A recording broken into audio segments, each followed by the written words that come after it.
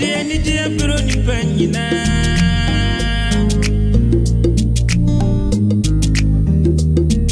Sompa ba ebe sunima. Sompa TV.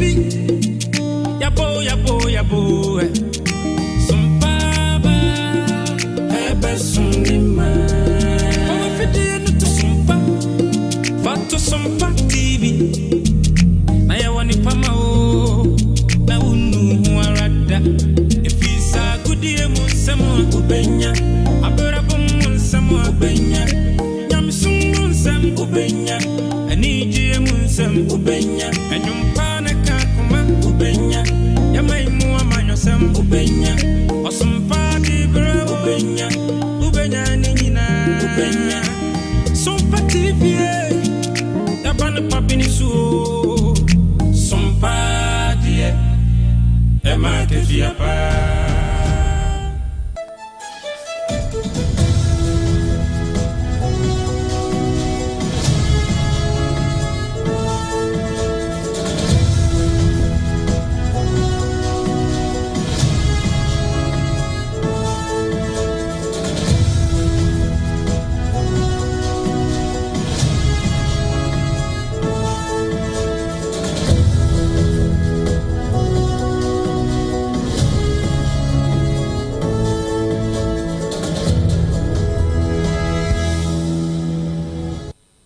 Arisema madumienu no abo ewo Sompa fidue mu enknade no na abo afa baabia nso secure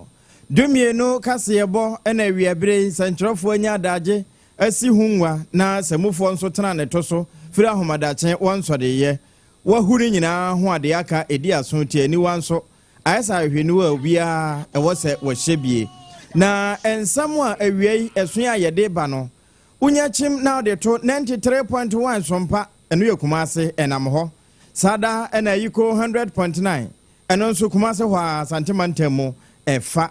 adamfo pa radio ewo France abrochima mu Paris eho nso nsempa inam uduru 101.1 enu ye Sompa takwa atoyemantemu ena afi takurade 103.3 eho nso wonomofa Sompa 101.3 mani masase paso do mahinkru wonomofa bi na uduru buna hinkru sunwaya e Sompa 98.9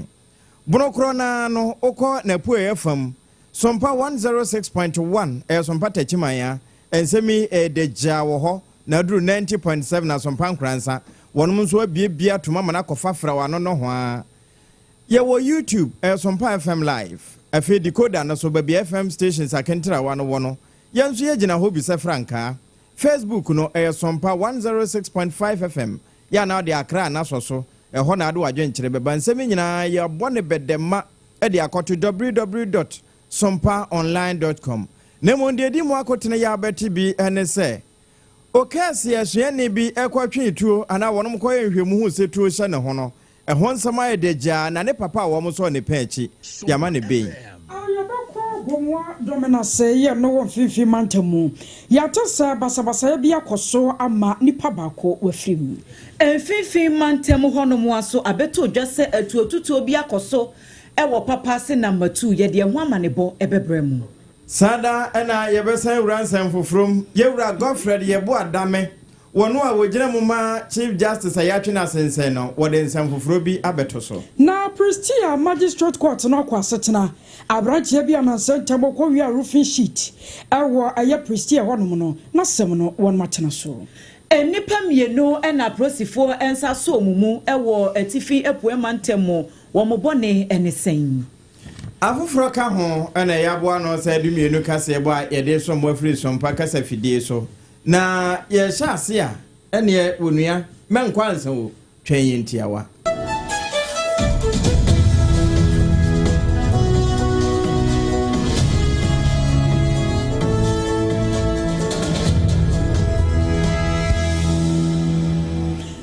akosia ajewa kwadia boaten enemedi mene ajewa asare ena afei triple mai ejapia apamdada abuso yakwa mano so taw na yakwa kodi enkomo na mano boyo yensaka akiremu se wokọ gomua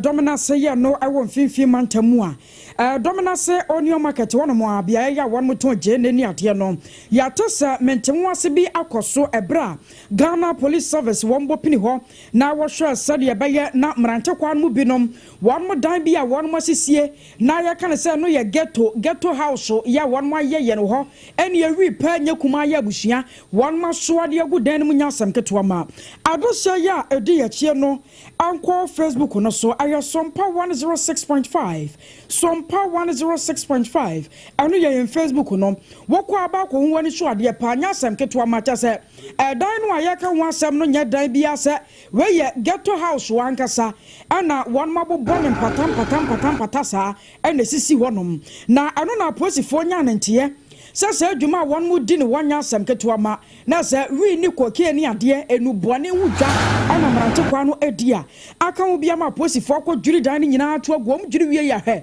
mabru no se wo mo nte wo mo ase adai a aposifo kwa dwiri wo mo dan ato agu mentem wase ne ye ba no nam so amani pa baako wafiri mu amya te se abambofo bi nsuso won ma prepre mu ode pa yanko na ye ne kwaku adma enkodi enkomo kwakoma hai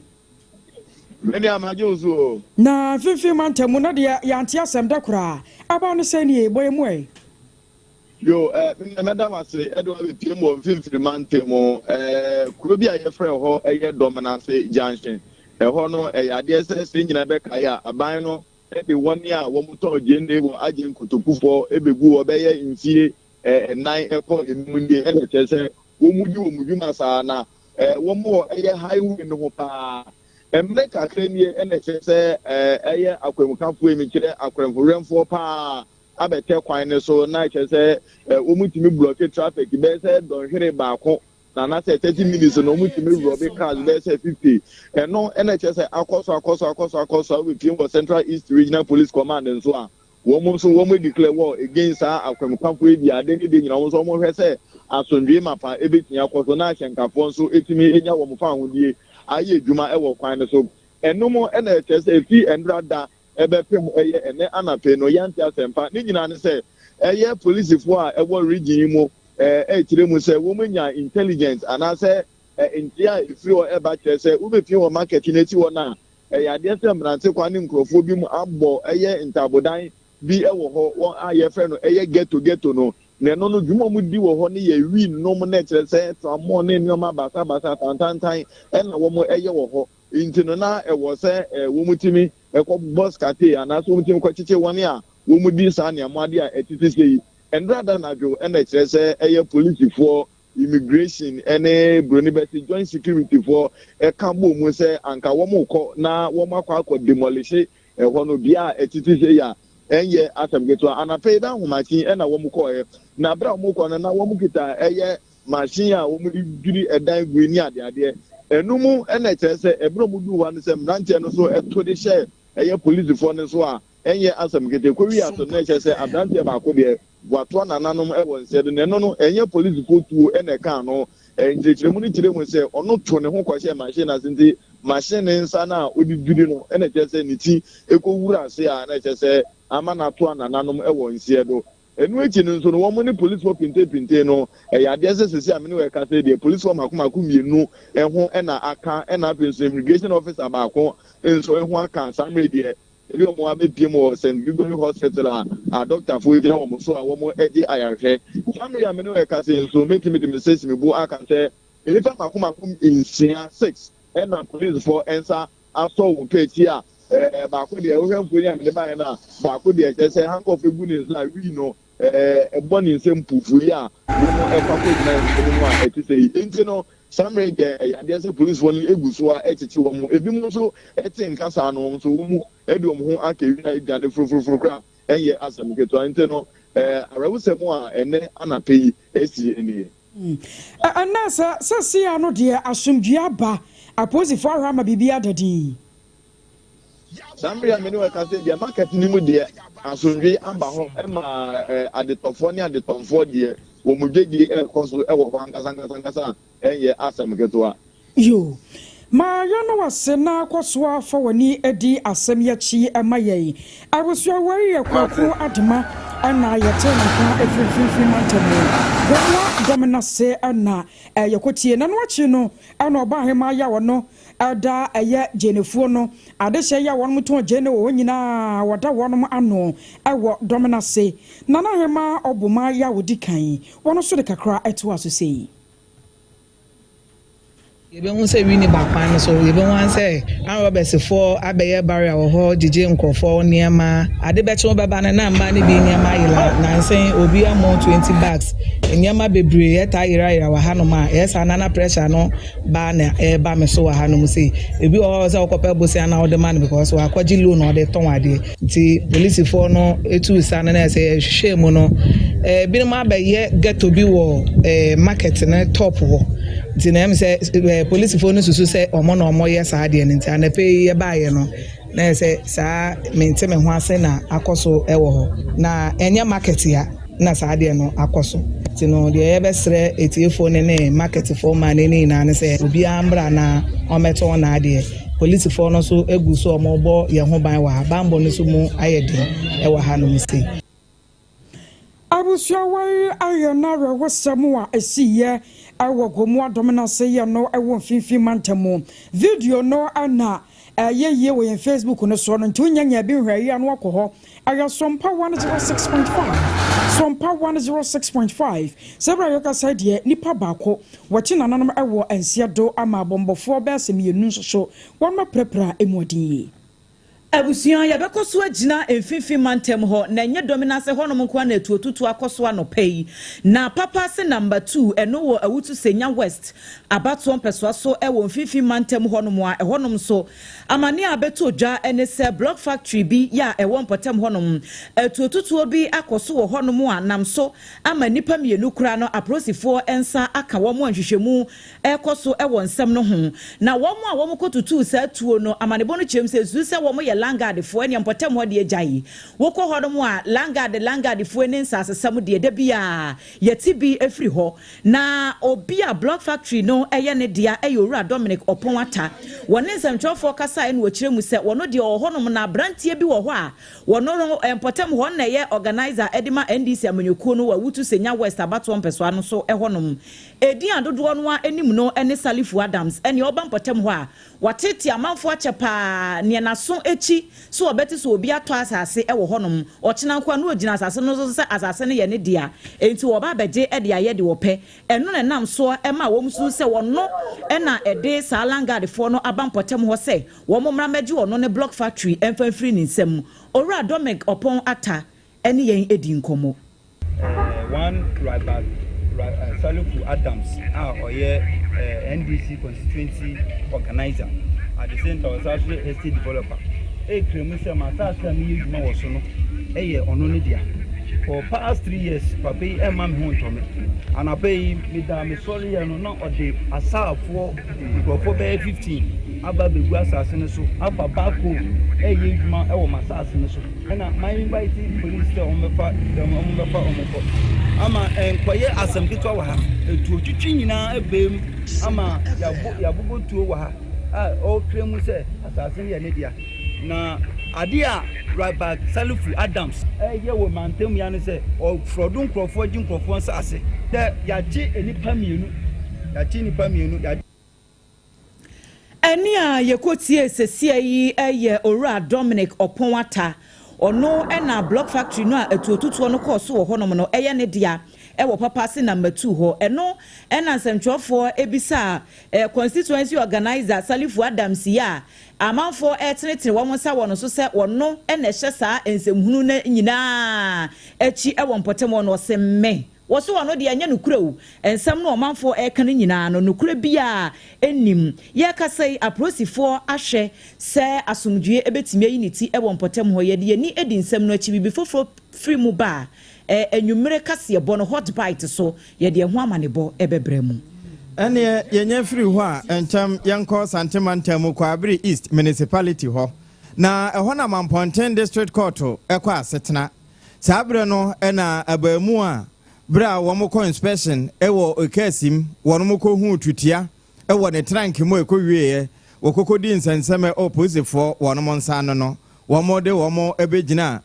adakam mekire court de na no na PM Penny Natasha Abnatufo wotena agwamu no wo chese ne papa no aye da na osu ba fi wonom ebema na beni na saa beni na wom de bema no ansa na abamu ano a wodi mfinhye dunsia ya na ja na ejina mu amano no ansa na beni no kura beba gese woni a wojina mu amano no wo ye aban dwuma yeni ya na katua wonye kura no be se 40 million de wotumeje ansa na wotimi aye ejinamudini ede ama isanse tro no kura aka se enhyira ne de wonyina ne bonyefo ejinamu nanso ewie a wo mototo papa na no wo kire se wo no kura wabɔ na hompempa na wajejeje commissioner hodo aka hono anka 30 million wo benya nanso court amfa ekwawie no wono mo de 80,000 Ghana cedis ene to ni tiri so se we no so kura wo hwe article 196029 no a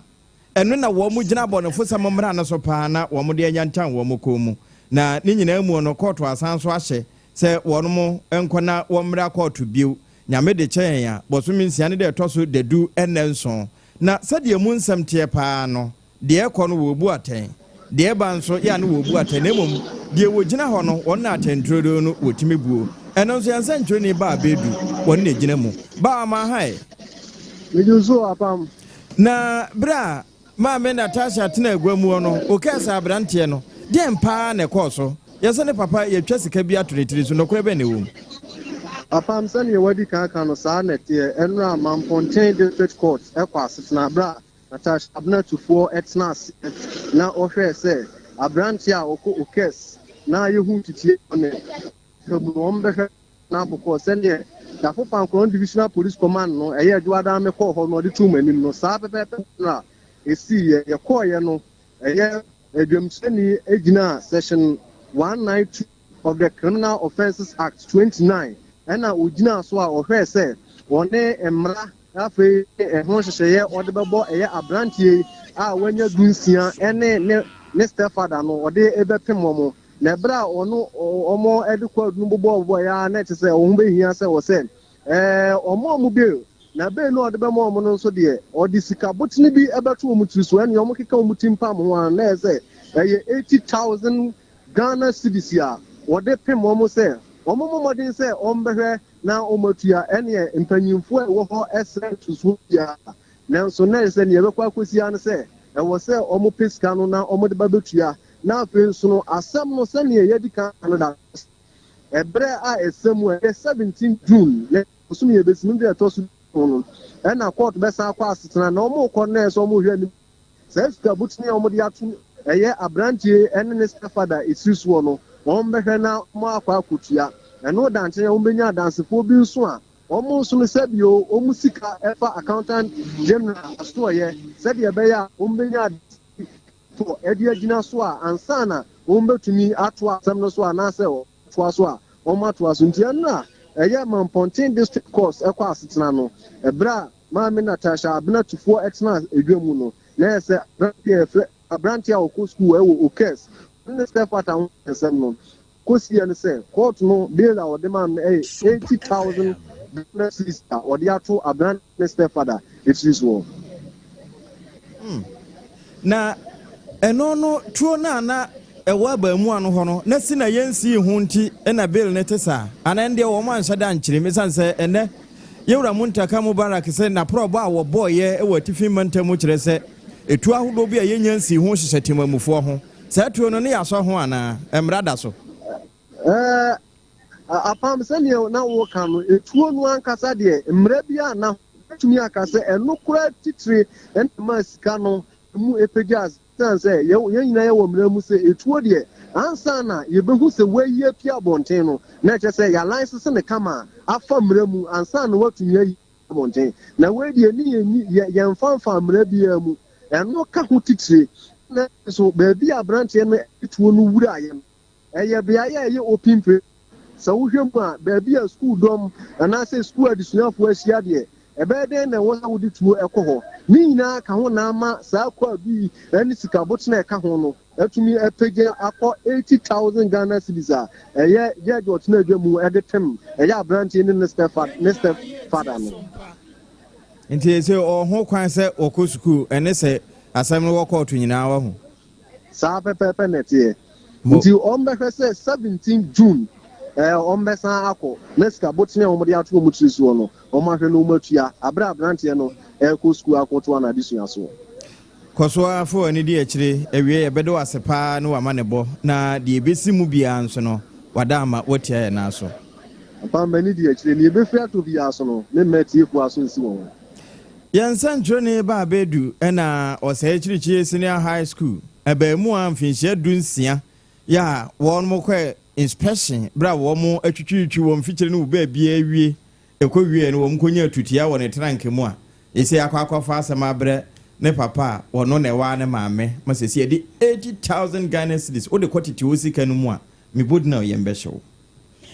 I was sure you tour and some no aso na panyefo se wiasem de obosofo apeto no ayona onsura temuda kura kronodobi akoso ewo bogoso na abrantie bi a wonya mfinhia no aduonu enkono David anane anedin abrantie jase wono de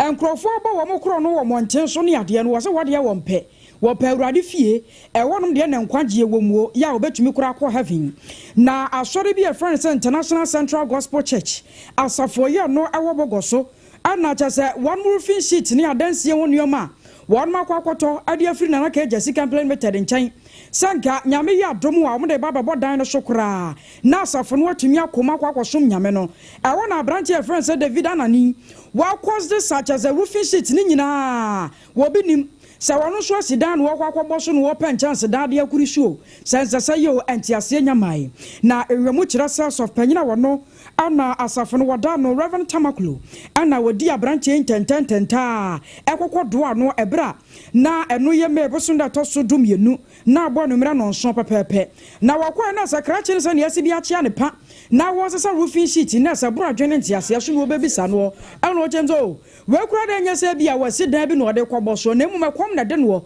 na watoto nani ano hu se nyame fie ho no mo no wo mo de roofing sheet bia ba beguo na ewade fie de agya nka abokro no ayenta anchew enti nka wona no de nani kira kwa akwasesa no akwakoton ne se sofo aba bedo ano enti we do obesere se nka won fa nche na won rasa bibia betumi akoyi na sofo se da bi asem we dia wasa posifo asotie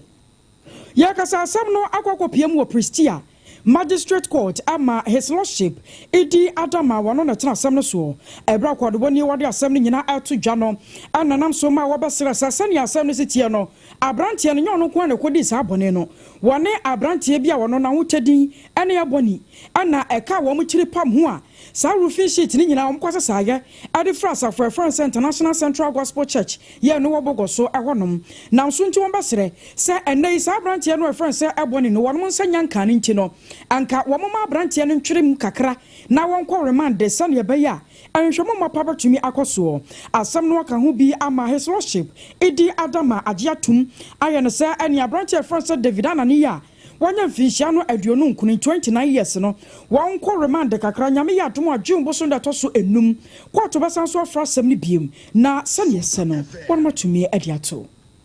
abusuya meyamfa wo enko walewale ewo atifi epoemantem yekasai aprosifo ensa so emamu amienu epachi ya wo mobone o ma yenyina ene se wo makowi atuo tuo no a wo makowi a yeso wo manye wo bia atuo anwia se immigration officer immigration officer tuo ena memu ane kofae wo mudin ene Mohammed Basit onu adi mfihia no edun wotwe 18 years ena Baba Rashid nsu enya aduonu mienu 22 years wo mu echire mu se eye nano memene da na immigration officer wo mtumi hu so atukwan yo se hin wo ena anadwo beye yidu mienu 12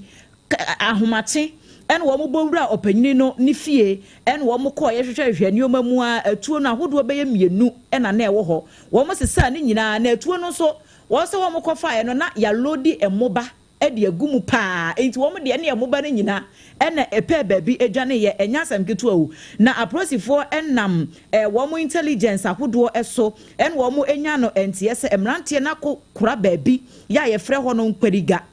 na saa akperiga honom no ka bia asei bi ya esi honom ene wo de atuo no ekogu mu se wo mo pemre papa mu na wo akwakoyi di akwakoye ne wo mo pese wo mo di yo ena aprosifo ete ya wo mo kɔ hwampampa so wo mo kɔ hunu atu ahodo ne mienu e wo honom a wo mo nsa asom enti ya kasai de emamu ani mienu no wo mo e wo aprosifo no akache nhwehwemu da so ekoso enche kora wo mo se wo mo de wo mo kwakogina emra no animu ukɔ ye Facebook page no eso a emrante no wo mo na wo mo mfonyini da ho no ba ko hye t-shirt fita ya twere anim na nema no eno no mentimi hu se wo ye footballer o aha eti ono ne de ne da ho no na ba ko nso hye atade brown ya se eja edam ene wo mo gensie no wo mo ajejeje atuo no ne niema no aprosifo no nso sakae no eno nso enegu fan enti uko SOMPA 106.5 FM Accra ubehunu mfoni nyina e wo honom ya aprosifo nhwehwemu da so ekoso wei ensemtrofo nkratase ya aprosifo no edi apiedwa Deputy Superintendent of Police Ora Robert Anabik wono ene kasa edi ma aprosifo e wo atifie poema ntemu ne nsa ene hye nkrata yi ase ene secure dumienu kase boy edi free SOMPA 106.5 FM Accra Facebook sa na tie entifo adwenkyere bra na yeguso no yankenkan famma mede wura mrem na kane aban lawyer penny yero Godfred yebo adame na wo kasai wono anso ne lawyer Mame Getraba Esaba Tokuno ya wono eye ajajefo nyina penny ayatwena sensen wogina mu ma na asam no na penny di to so se esi o wo si aban no kama ese wono mu in-law so wondin hu nyina kasa bi brother in-law sister in-law wo mu nyina ka bi nanso se wonye aka law enim law ne every law for no a wonte de wono mo yonase na wo mo enim mra no wono mra no ba bia ne tokwan da pa ne danta awamo enti Professor Kwaku Asasare say wakasa pa de afa ho no Ghana School of Law wo kira de wo ho wa kire se de ense no mutie ne mu de wo mo pa kire pa no yewura yebo adame wo kire mu de kire ense ntrofo. And I think it's about time that good men in this country stood for what is righteous and what is right. I mean, as far as I'm concerned, if there's any attorney general who, right from his appointment, has stood up for the judiciary and has spoken against attacks on the independence of the judiciary, it is myself. It is totally erroneous and must be corrected. And it is about time that the proper thing is stood for in this country. And we cannot let people mislead the public and then let it go uncorrected. Yewra Godfrey yebo adam ye kane aban lawyer penny na ate se na wokasa efa mame araba esaba tokuno si a wasiu aban no ho.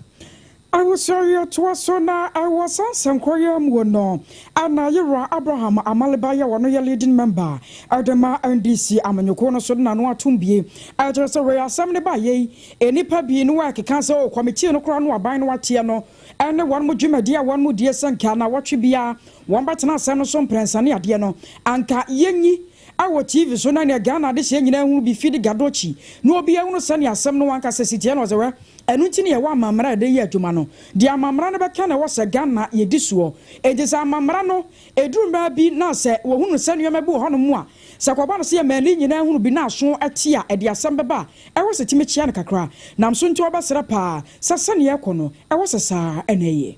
The Constitution provides for how these matters are to be dealt with. And so you have no discretion to decide to, as it were, breach the Constitution because you feel that you want to waive that right. That right, if it's granted, amounts to she and the Supreme Court colluding to breach the Constitution. And I think that is what the Supreme Court would have to guard against.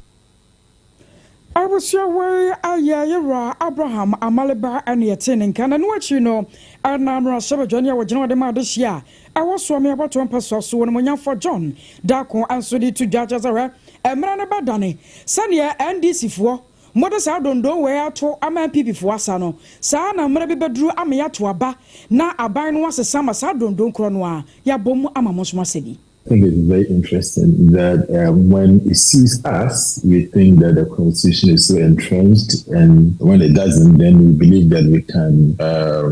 step aside the constitutional provision. But in this country, less than 2 weeks ago, when the president left the country, when he knew that the Speaker of Parliament was not in town, the Vice President was not in town, the constitutional provisions and the case of the same Asari Attorney General, the Supreme Court has interpreted the provisions so clearly that you couldn't leave the country without swearing in either the Speaker of Parliament to act. But the President left the country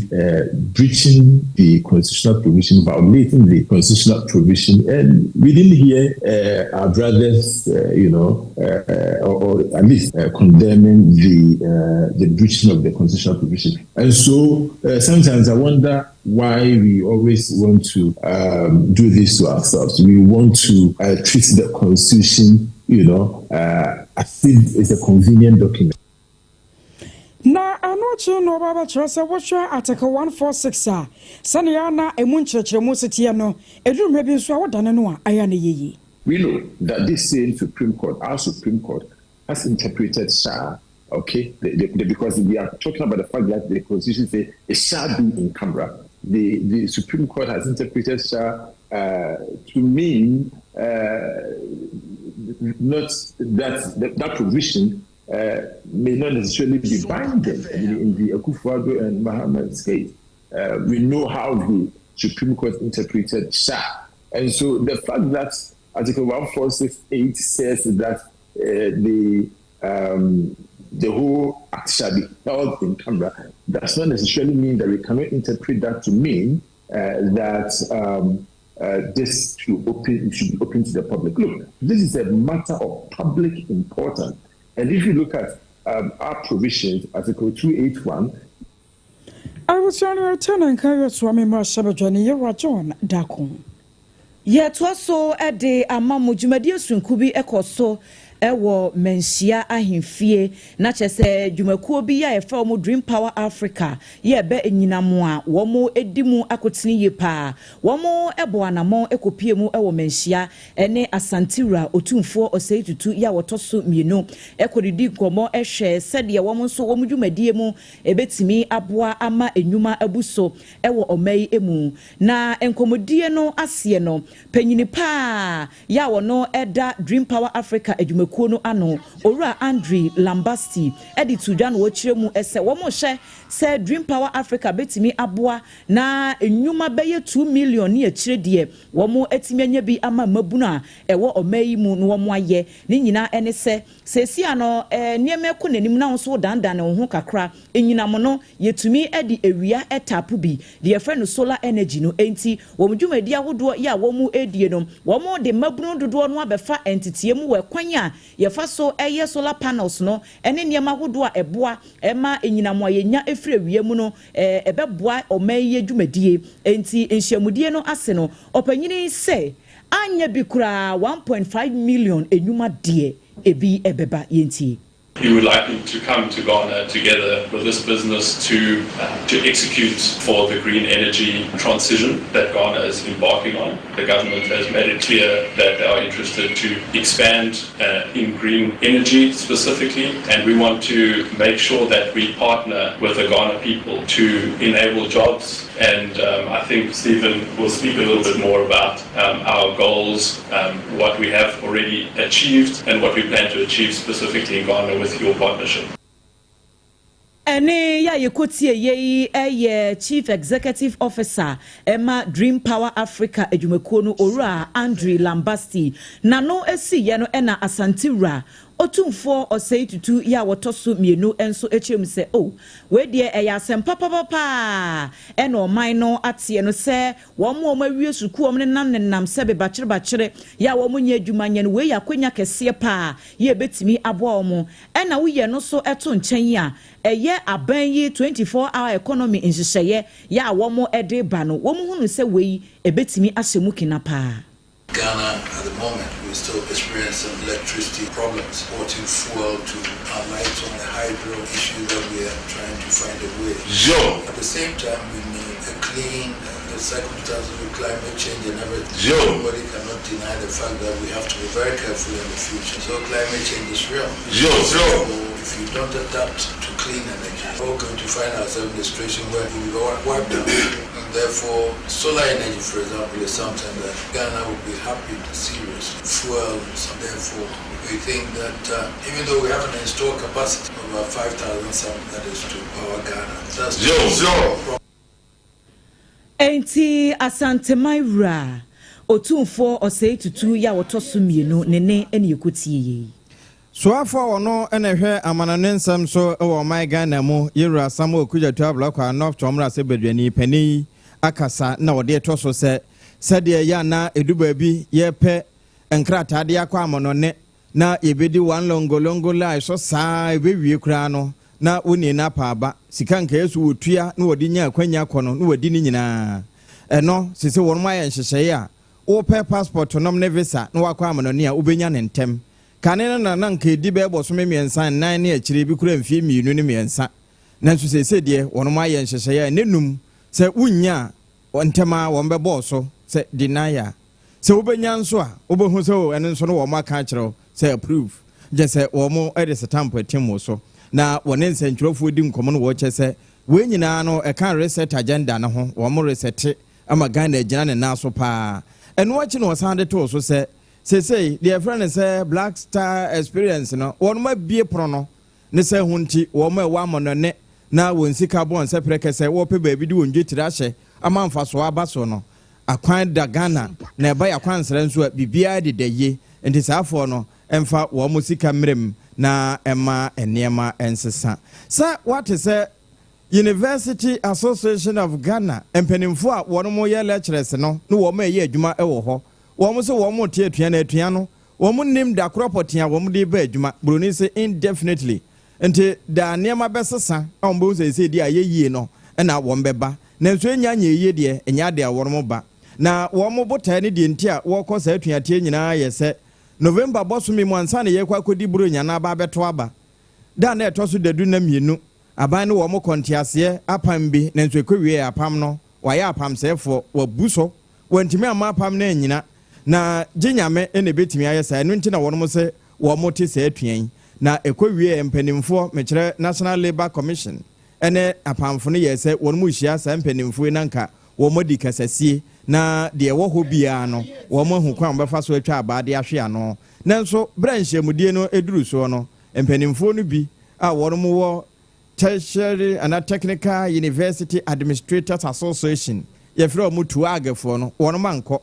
saa na fusa agefo nso wo mo nso ankro nanso ekwawie no wo mo a ekoye GTech-fo no wo mo eka ho Fair Wages and Salary Commission wo mo nyina akoye kokodi ahia no wo mo achese enema ne de wo mo asom se de wo se wo mo som na bra enti ase apam no kura wo mo koye no na abamfoforo ye enne watimi aye enema reseti amasidi kura ye stable yi no wonya ma enti afi no wogu enema so a wo dan dani ne se honti wo mo ma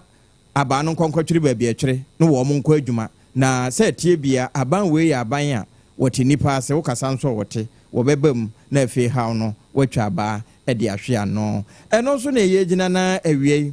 secure dwimie no kase boy e de free SOMPA 106.5 FM na nam 103.3 takurade enam 106.1 techiman no ye da ye ho aba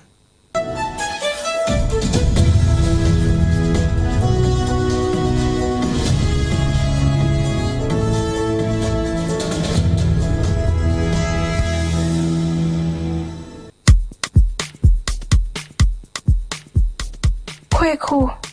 minim se wa yeshe. Me cry man nane.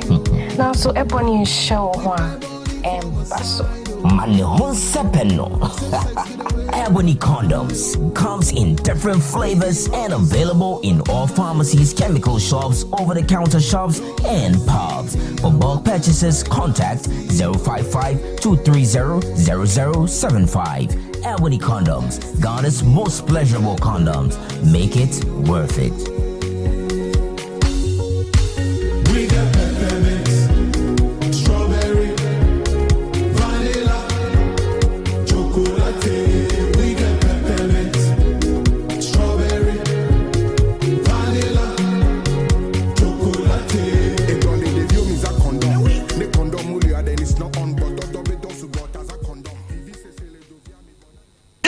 Endpoint Homeopathy Clinic. Ghana had the obi enim say prostate. Na baby omutibi screening ema hu ni ye etu asia. Na Endpoint Homeopathy Clinic. Anase kidney, liver problem. Wo fa baby ena adjujo. Na de fa ne premature ejaculation no a be ma bi a wo ne wodofo akwakwahia. Asa wo di ne ho agro. Asa wo tonte. Ene ye bra Endpoint Homeopathy Clinic na ye moa wo. Ema ne mema mo pa wo. Endpoint Homeopathy Clinic. Wo mo dem fua. Yare bia infections bi ne wo ho. Anase bia wo hwa wo fa baby na adjujo. Kidney problem, prostate de. Endpoint Homeopathy Clinic. Ahenema kokobe kumase ba ko ho. Eben Angel Educational Complex no. Ena Accra hanso so de. Wo mo gina mu ankasa. E was painted very friend share signboard no. Who do na ubusasa wo pe Endpoint Homeopathy Clinic. Obia ebechro. For Endpoint e was 0244867068 and 0274234321. Endpoint Homeopathy Clinic. Wo mo dem fua. Eh medo. Edrano pa wutimi to wo boase. Echichiwusi o.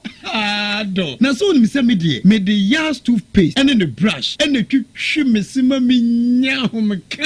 Sentina ye bokoi na me die me all time favorite Yas herbal toothpaste and then the brush aboa me ama sesei menum nso a enwunu anasa de ehia me senfimfem me biem na wo hwɛ sɛ me se aye fita sesrecha homa na et brightens Yas whitening toothpaste and then the brush and me di hwi me se entina wo se efei na Yas total care gel toothpaste and then the brush ne die ebo wo se ho ban demu ne nyina ema wonum ye sham. Oh yes, and Cretrodo, Yas Herbal, Yas Whitening, and the Yas Total Care Gel Toothpaste, and then the brush. I was young chamfa. Sawo pedudu tu e won kan ha. For Leicester Ghana Limited, and was 050-161-9588. Leicester Ghana Limited, and the Yas Toothpaste mo ahodo, and then the brush abedwaso abebu. Munde dinam se mena foreign call. Hello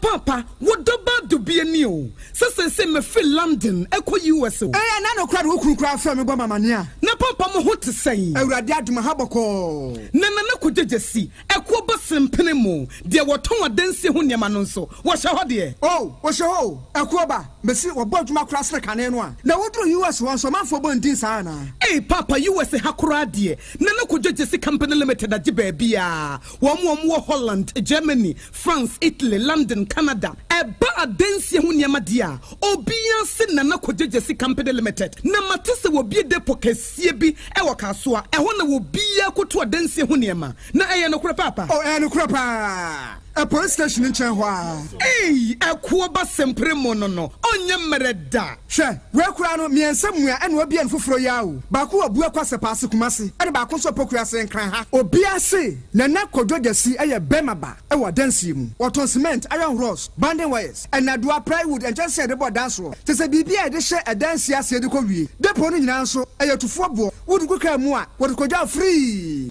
Akra we kaswa depo eni pokrasi de no kra to nchen a wasa wo bi akoteman Tantra Hill Iron City amanfrom wasa bie depo kase so e wo Koshiman Kumasi sepase depo no kra da nchen a ebi so magazine road head office no wa bie depo kase so e wo da de ntam edweso Akra road femeso opposite Alhaji Salia ampaba meboshen Tanoso Breman and Amanfrum. Numbers of for the fray 0244 313 752 and 0244 41 93 Nana Kujesi Company Limited. Hey, a Kuabas in Primono.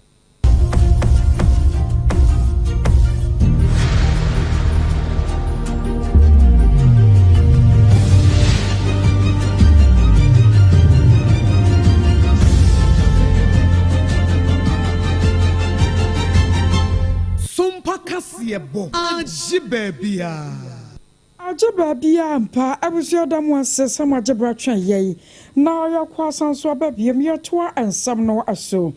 Ghana God Board wom de krata bi apiedwa wom ne adwumako ba ko ne Ghana Bama wom krata safan gold dwadie ene ho license a ena wom abamu na nansantam no ana adwumako no are krata apiedwa ya na wom etrum se nei womanfo ya wom kita license na wodi gold hu dwadie e wom Ghana mu no license ni nyina no awi ya wose obibiada asabayan fufuro biem na wom de deadline eto so a na nyina no kokosi June bosum da to so aduonu baako anase May bosum da to so aduonu baako ya enokrampo no enrada enana eso na enokra ka ho bi ma enra no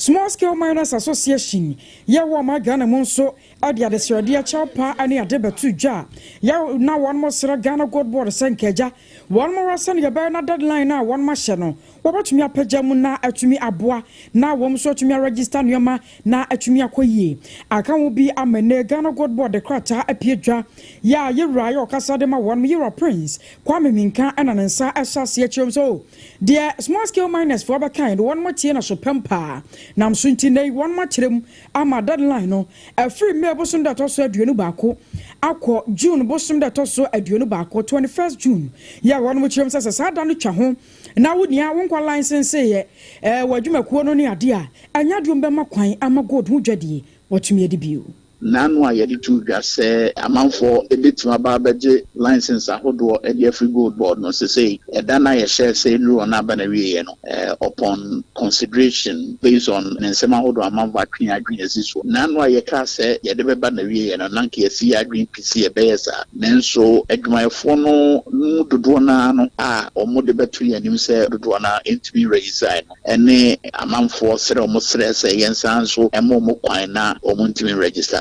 and no can be and I take a decision say at least by June 21st a power yemfa being count until by 21st June 2025 the nanka obia etimi area Small Scale Miners Association or the statement be by one and almost say anka yentwe and nanimu kakra nti sa appeals ahodo way and ya consider and ya then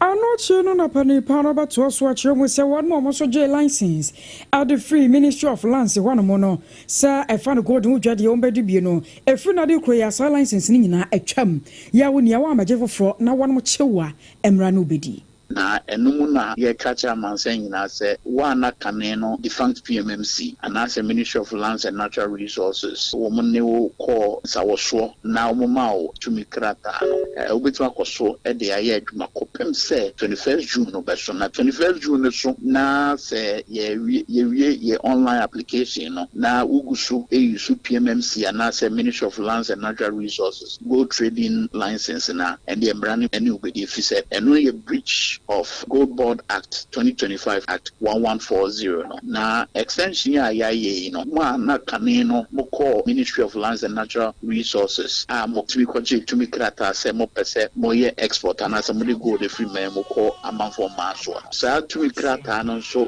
free and net dey ko ye 22nd May 2025 sa tumi krata no ewu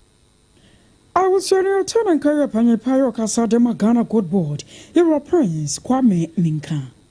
Atuyanchamo abuafo agina tukuo nadmo ne nkra bata ewotakwa ensuaye mo panyina wono eda enkitahudi ano ewo ho Yowura Francis Amoa wode adesrede ene kokobo akwa mampenifo eda da schools ahodo no ene awofo se ensuo asase etototoyi wo monye careful no mo mani nko mo nkola no ho papa ni tichu ene achachefo no sanse empepi no akwada esori anopa ne da no emufa kese no ano wodi no wo school ene efira no pa no akosi se bia no miensa na no nan bebode abofra no school mu ho ene wo na sabre enye bre a yeyi yeni ema mofra na yabo break nkola no be ne na mabonte saa na kirechire ni wo hu ba bia school ni no kura no wonam wo se sabre enye sabre pa no kura sanse nso ye totoe wa mo ani ankwa akoda no ho na wo tefa ba bi pe na chese atoyenkyem bi na betumi ato no ena afa awofo no so se mofra no wo fi a momo ani nko mo ho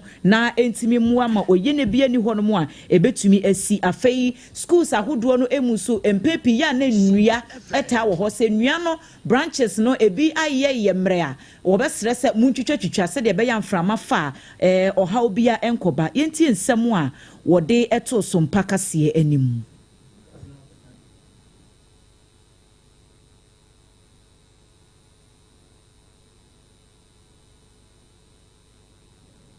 abusuafo na yebo modern science ebetumi aka Owura Francis Amoa nene no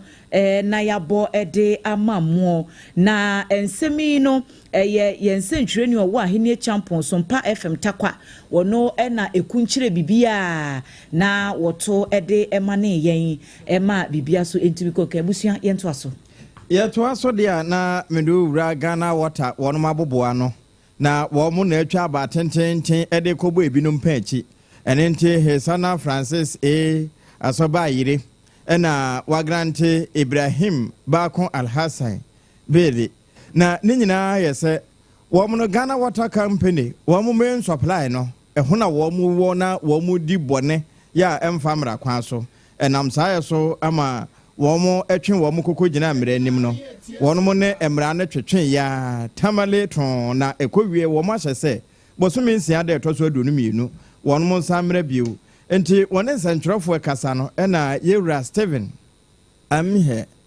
penny ɛkasaeɛ wɔn ɛyɛ Northern Regional Ghana Water Corporation wɔn mo penny wɔkyerɛ sɛ sɛdeɛ mmara ne kɔ na yaso nkurɔfoɔ yi pa akyi no wɔn mo bo adwo so paa.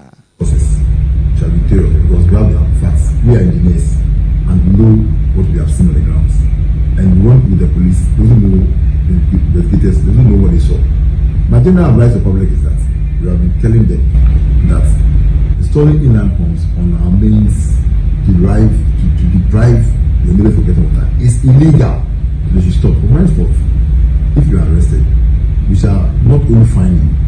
we shall send you to court and prosecute you for offense. Eno Ghana Water Corporation penny a wotua no ewa tifi mantemu do na ewie ye no na de wormo so ne penchi na yire ye frɛ na asana won de wo hyeda kan ne kurum kasa pa enti ndo wodetie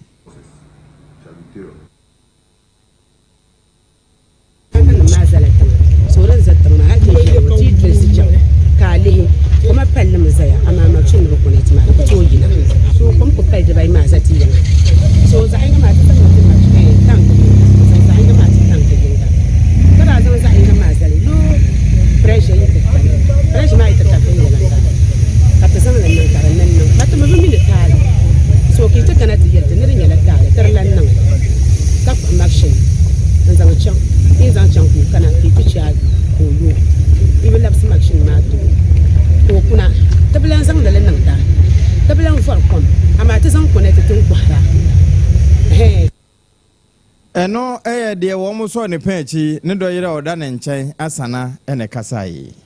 Abusaya toa ansam no aso na wokɔ dansoma Newtown ana afa bibia ni anwa so bekwai kroponi mu ade kro no watɔyɛ tivido mantamu a ɛwɔ nso ensuo yi bi adotɔ agugu panam so ama mpanyifo de wɔhyɛ sonko aba sɛ wɔn adan ɛne wɔn stores a wɔdo ɛbɛmbɛm yaya a ensuo ɛtɔgu a ha adwene no kabasra pasa no ne kyene yada wɔn hwɛ sɛ wɔbɛtumi ayi afiri hɔnom akan bi ama sompa kaseɛ ne adehye bi a wɔkye saa ya wɔtete ni adwarifo no adi nkɔmɔ ama wɔn so aka wɔn nsɛm adi atwese yi ya me beto yiri fasa ebafa memadwuma mo hase na eboa fokwan so eko mennioma meto tiro ni tissue ode wo ahwe eko honom wo ho mennioma bebre ase besi say impo de etwini nkonya fa de ko nti esre pa so me bibi mfa homan ase ne bebre ide blog na wode ko ene ho bo nyana ade de ho so ni dini na ko abra bi sha bode so na ya sa na ndimi nya adwuma bia asa se nde nya adwuma bia lokana so sa because ubi nan so no to yiri de wura de ma aya na yine mani on mo see na ye de aba ya fa ma se yem fa mra me yem na to no konde mo ye de ba se yem fa me yem puntu du ba o man sire ni na ni nyira ya park ya isi wo no mo na nsuo mene nkofo kemanfo dan ya nsuo kom e kwa kokofa ase o nu nyina Anwatch no assembly member ya wono ewo new and old compound ye Roseth Asan wono so de kakra to aso ita asesa eye rabbit they are made beto MC any MP enye MC me MP nko aye o mining companies bebre e wo ye wem ase na e wo subcontractors eso wo ye wem ase ya omo betimi aboa ye ohwe eye timamofo a e wo eye wem ase ya prepa se bi so ni toketekete kura na astarte na e we ye de ye be sere we ya de a awo ha che for so many years nti ye be sese omomo aye oba behwe obeko ye be ti omo nka so aya na eche ye nti omo nka we omo boa ye na ye ntimi enti eye gatani na nya ka bi so anka excavator asesa eye rubbers na atwoki wo covet na se no ye timi ati covet na covet no matimi ada ho no ma no atimi afom akwa amaye I was your way assembly member your new and old compound here no I watch Toyota video mantamu aya bibia ni ye Roseth Asan abusuafo momiyen kwayechi kakra bisima na yedi nkomo ediafa atorenchema boafo aginetuko nadmo wo mafutu a wo mo ediama awofo ani akyerkyerefo ye wotakwa ensuayemu mansinu emu Ora Francis Amoa nensema odi tudwa yeti bimra there because of your person win to honti e do me teachers and headmistress and say authorities was no years no one start say me na ho no one manage no puni no the nensa aye tententen the nensa aye mere no the say wo puni fama ye ma sabe e do bi nkobu akwala bi the kind the medicine wo no otoso biem aye mesre school for no teachers and madam for say nsunu orota na say omuna say wa pon there but they be prefer so we keep nkola no wo ho since we be kasa wanya ntem nsu no ba because akwala bia penso yi na ya bi pen akwala bia penso akwala pon na nsu to maso be james but gata bi wacha no nim say ketete but nsu to bia na nimu aden ayi manimu abi akwala ba na dwen say ode na kosim bia na nsu metum aden ahwane na as na ode na ko bia si pen bebre nti yes say nsu to sa dia sample de yes ye be keep on Ora Francis Amoa eneye municipal director Emma Nadmo ewo takwa ensuayemu na chese nkomotwetwe ekoso SOMPA 101.5 ye no wotakwa ebi ena yapone ede amamo ewo honom no ye mfiri ho ne yenko asante mantam tewu omanfo ete ohwuma dede eno ewo bantama abato mpeswa so womo ensunu gugem pa womo echem se ebrewie du se mpanifo ne tichu ene bambofo be bampotem ho na womo de hyehyɛ tini abegu akwemu sanse krono anu odin papa se enwumere be no numu ekobo se ya wuntimi emfa mpotem ho enko ba bia upie kwa abonten na esun ye sesi kakra bi pe na oyem nyina ehyehyɛ sanse wan mafie ntem a na akwomukafo bi akwa akohia okwan mu wo mo ebeboro waje wo ho ne nyina utikura anye yi a na wo masan ye obone ede aka ho na yensentwereni bawa beidu ena ni omanfo bi twetwe nkomo a wo mo de wo makosem ato yenim boys no omo ye akrakra ejeje Fred ti amakro no de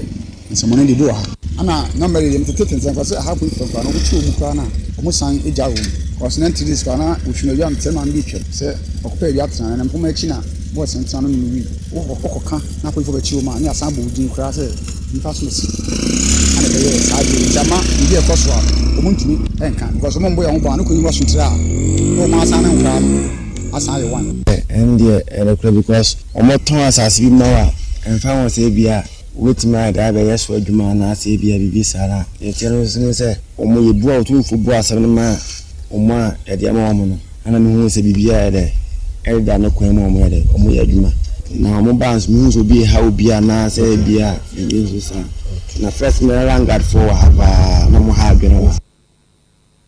wei aye omanfo bi a ete ohwuma dede ewo bantama abato mpeswa so santimantem wo ne yensentwereni bawa beidu ene di nkomo yi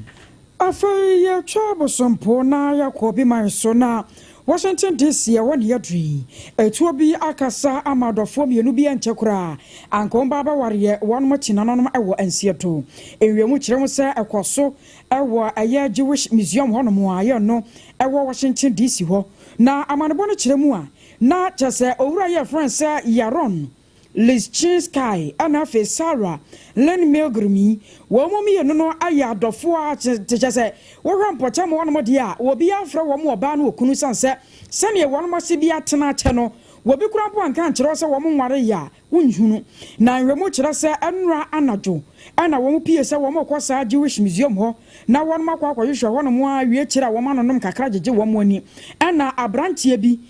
ya wono wonya mfinhia no be se aduasa enwemu kire se wakoto tuo ya wode bo wo mo anam so ama wafirimu abrantie ni din ensa kan ye eye Elias Rodriguez na yensa akan ye akan wo bi ama empanyefo chirom se nei asam ne ba no kra no President Donald Trump papa no waboto pa ama wose enei no asa nipa binu mpasa wo mo boa pade wo mani esi America man no so nanso so nya de obati ase kura na waye nhwehan amasa de no akoso nam so nti no abrante no wan ma kire no a wo rose nhwemu mapa ebetumi akoso Secure dumienu kase boy de free SOMPA 106.5 FM ya endpoint homeopathic clinic eso yasene bie no ensama ye de to a obi ene se Ghana Water Company atifi mantemu o maso papa bi pechi se waye illegal connection Atuotutuo bi so akoso ewo mfifi mantem papa se number 2 ama prosifo achiri nipa mienu. Atuokro no na ya chasa mentem wase bi so akoso wokomua domina se won mfifi mantem nipa bako wofim. Enti abusua se wo bema na oyire mfre omiwura no wo frɛ baabi a ene kan hunu se wato graphic am obi kenkan se oba nka miwura kwa na mo wo frɛ omiwura na kyese wo wura mpa eno endpoint homeopathic clinic ona ebe ma watimi ewura afi oba ya de awo atwa wapoa no for ni kire endpoint ho awie wo mo ekan ye ho secure sanitary pad wona na kase ni nyina ya ne dia wono ne ahotetam a ema ni nyina age atum esanse na taba no wowa na ewie nso kura mapoho kakra ebo ho nti soso ne kawu ni mu se ebegu animu asene mu na aye ne gel na nye ono nko. Leicester Company Limited and the year stood based and in the brush about a German sort of for pebito wai na fatuchu se when mu bete kama okasa full confidence nana kojo JC Company Limited and so dear asori ya yekowi a wo mo nieme ho no mo koto nioma ni nyina enti se ubesi dan na dan se ni betimi akonkan de ho iron rods ni roofing sheet nana kojo JC ena esese woni no edidwa hajia mamanie hajia se yankan chiro se wo paduane papa di tiozafi konkontene de kaka ho a hajia special foods wo ya dwuma da mu ni nyina no pa no nwotwe kwaka no nwotwe asuo 0246359921 ana 21st link another Siataka expert woto asentine na twon de ba na amro mu kona doctor for anshaway 0540311311 Yemfa na sema 93.1 sompa kumase for saa na yiko 100.9 sompa takwa 101.1 sompa takra de 103.3 sompa 98.9 sunyane sompa 103.3 ne takra dia ena 101.3 eyedoma decoder no so sompa FM 90.7 enu ya sompa nkransa ena 106.1 sompa techimai YouTube wo sompa FM live na www.sompaonline.com ensemi nyina agu ho triple A man ejapia pam dada meka kenkamfo no ho awie mene menuano mama Adwoa asare na afi akosuya ajewa kwode buatin